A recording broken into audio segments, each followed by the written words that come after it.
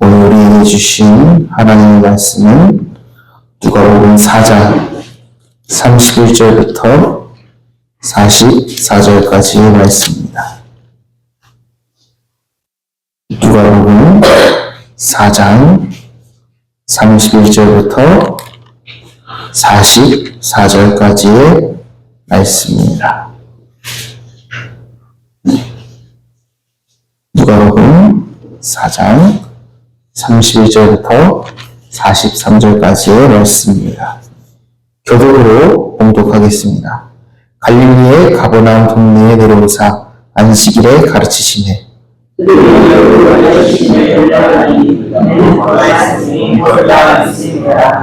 회당에 더러운 귀신 들린 사람이 있어 크게 소리질러 이르되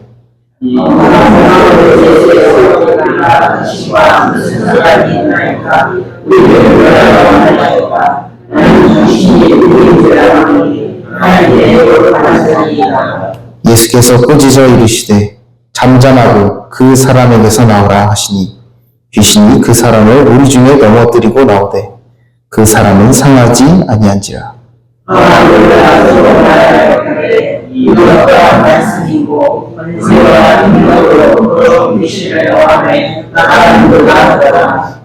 이에 예수의 소문이 그 근처 사방에 퍼지니라.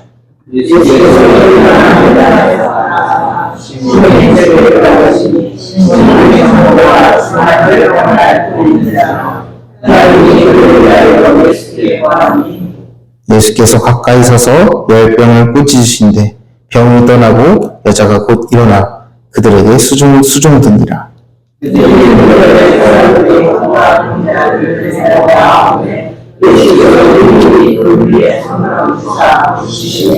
여러 사람에게서 귀신들이 나가며 소리질러 이르되 당신은 하나님의 아들이니이다. 예수께서 꾸짖으사 그들이 말함을 허락하지 아니하시니 이는 자기를 그리스도인 줄 알미러라.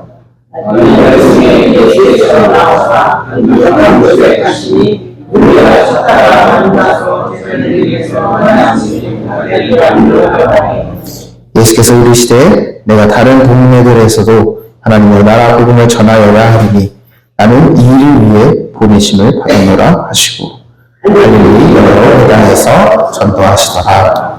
아멘. 할렐루야. 오늘도 이렇게 예배 시간 가운데 나오신 여러분을 주님의 이름으로 환영합니다. 오늘 말씀은 이전 나사렛 회당에서 일어났던 일들과 연결되어서 나타나는 것입니다. 예수님께서 4장 18절과 19절을 통하여서 자신이 이 땅에 오신 목적을 분명하게 하셨습니다. 오늘 말씀에서도 이 나사렛 사람들과 똑같이 놀랍니다. 다만 그 사람들과 다른 것은 이 사람들은 분명히 예수님을 믿었다는 것입니다. 놀랍게 여길 뿐만 아니라 그 말씀을 받아들였다는 것입니다. 만약 여러분이 이런 예수님과 같은 능력을 가지게 된다면 어디로 먼저 가시겠습니까? 예수님과 같이 병을 고칠 수 있고 예수님과 같이 놀라운 능력을 행사하실 수 있게 되신다면 어떻게 먼저 무엇을 하시겠습니까?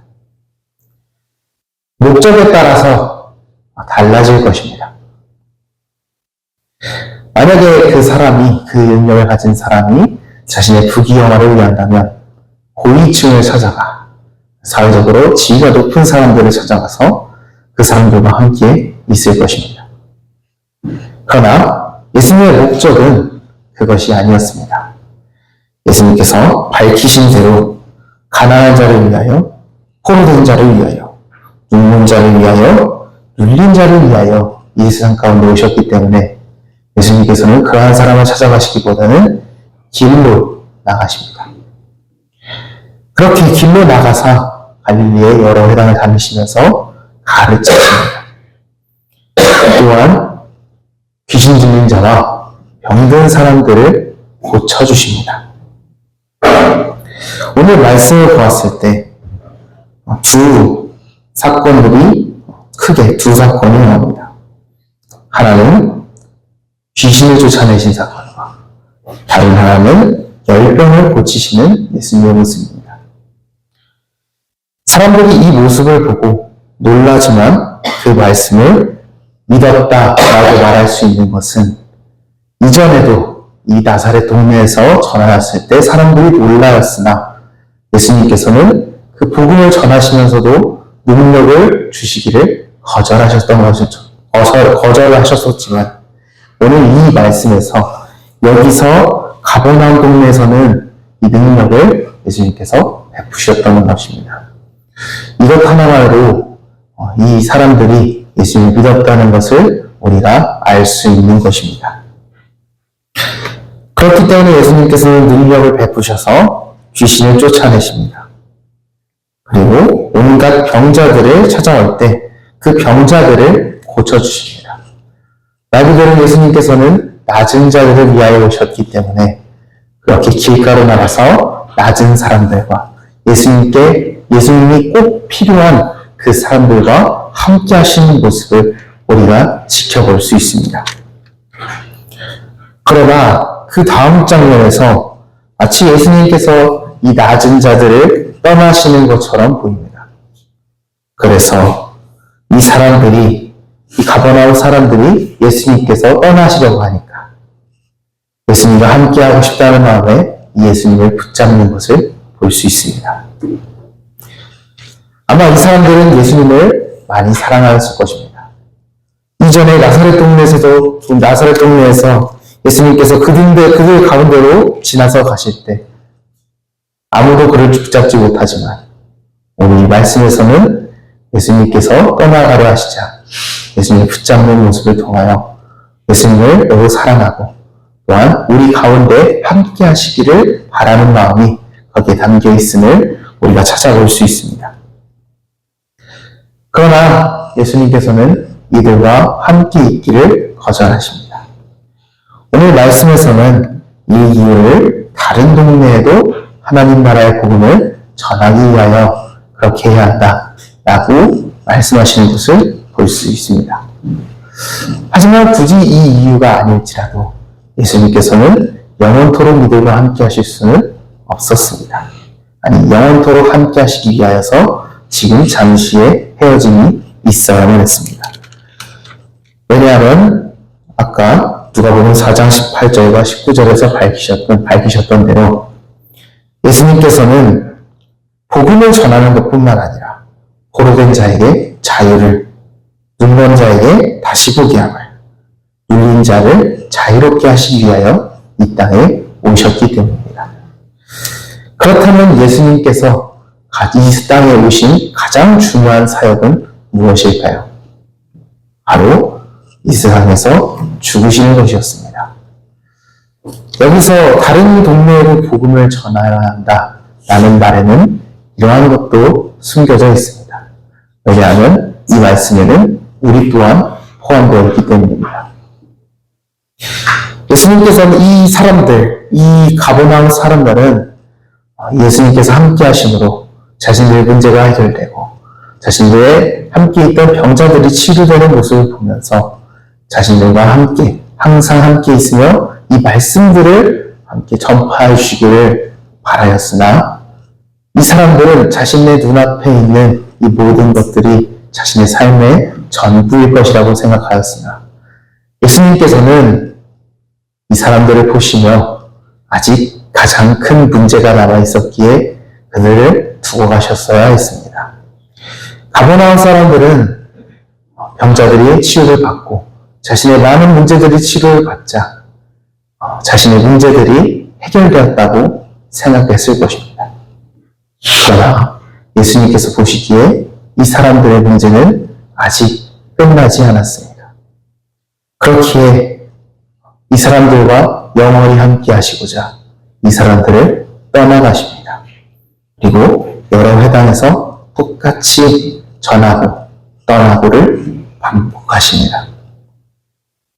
오늘 이 말씀을 보면서 우리의 삶을 떠올렸을 때 우리의 삶의 눈앞에 문제들이 있습니다. 우리의 입장에서는 이 문제들밖에 보이지가 않습니다. 그래서 우리는 주님을 붙잡습니다. 우리와 함께하여 주옵소서. 그러나 주님께서 보시기에는 이것만이 문제가 아니었던 것입니다. 예수님께서 우리를 위하여 이 땅에 오신 것은 가장 궁극적인 목적은 또한 우리 신자가 이 땅 가운데 살아갈 때 예수님께서 바라시는 가장 중요한 것은 바로 우리가 구원을 받는 것입니다.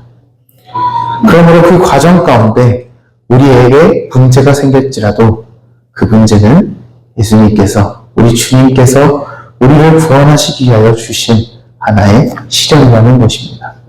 그러므로 우리가 이 문제만 해결되면 우리의 인생 모두가 해결될 것 같은 그런 느낌을 받더라도 예수님께서 보시기에는 그것이 문제가 아니라 우리의 죄를 해결하시는 것이 더욱 큰 문제라는 것입니다.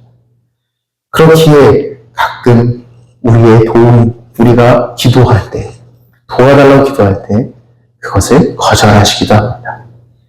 우리의 구원이 더욱 중요하기 때문입니다. 그러니 사랑하는 성도 여러분, 세상 가운데 살아갈 때 우리가 크고 작은 문제들을 직면했을 때, 그것을 인하여 어려움을 겪을 때 예수님께서, 우리 주님께서 우리를 사랑하신다는 것 하나를 꼭 기억하시기를 주님의 이름으로 소망합니다. 마태복음 7장 11절에 이런 말씀이 있습니다. 너희가 악한 자라도 좋은 것으로 자식 있게 줄 알거든 하물며 하늘에 계신 너희 아버지께서 구하는 자에게 좋은 것으로 주시지 않겠느냐. 아멘. 이는 이 좋은 것이란 우리가 생각하는 좋은 것이 아닐 수도 있는 것입니다.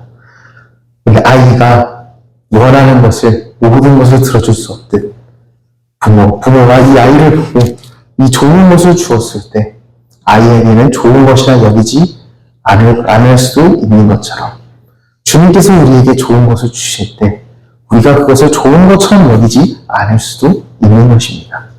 그러니 사랑하는 성도 여러분, 주님께서 우리를 사랑하신다는 그 사실 하나를 의지하면서 이 세상 가운데 살아가는 그리스도인 되시기를 주님의 이름으로 소망합니다.